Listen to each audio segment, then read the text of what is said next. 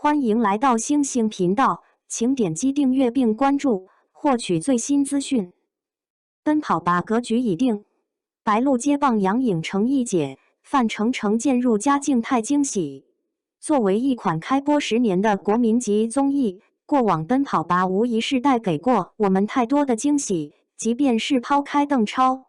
陈赫等初代跑男团不谈，李晨、郑恺、杨颖、白鹿以及周深、沙溢等全新阵容下的前一季，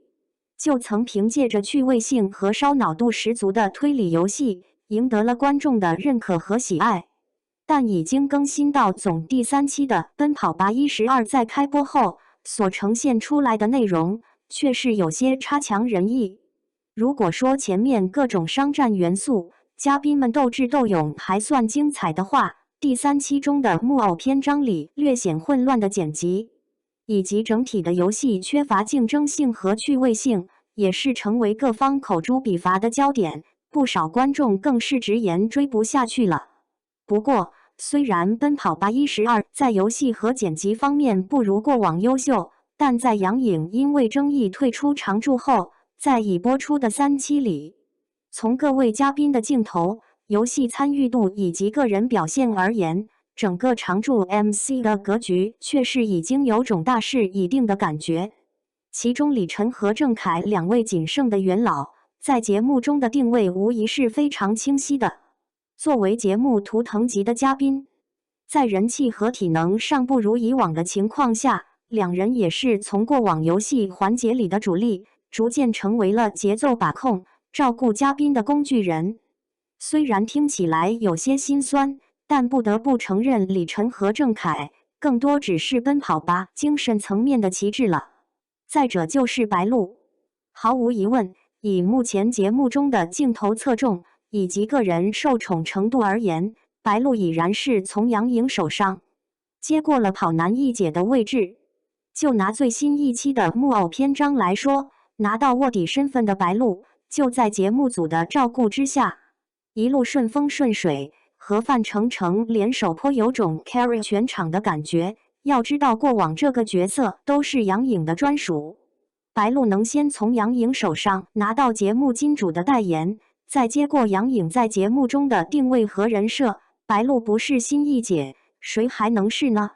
还有则是范丞丞，在第11季中，范丞丞的镜头就是所有嘉宾最多的几位之一，也因为其没有啥偶像包袱，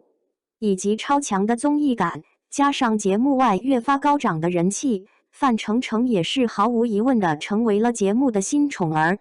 事实上，从每一期的分组情况，我们就已经能看出节目力推的对象了。毕竟从先导片开始，白鹿和范丞丞就一直被捆绑在一起，两人不论在游戏环节的参与度，又或者是剪辑过后的镜头数量，无疑都是常驻嘉宾中最多的。在郑恺、李晨逐渐沦为绿叶，杨颖又无法回归下，两人成为节目新的流量和招牌，或已是必然的事情了。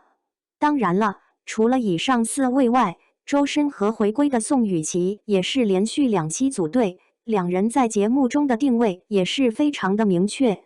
在树立自己略微弱势的人设后，两人在各种游戏的参与感也算是中游，能在一些特定的环节中为节目组贡献一定的看点和笑点。就比如最新一期里，最后强行给周深来了一个煽情，也是足以看出节目组对其的偏爱度了。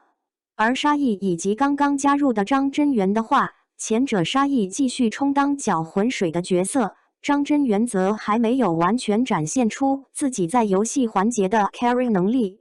待到后期节目更为深入的情况下，张真源或也将拿到脑力担当的角色。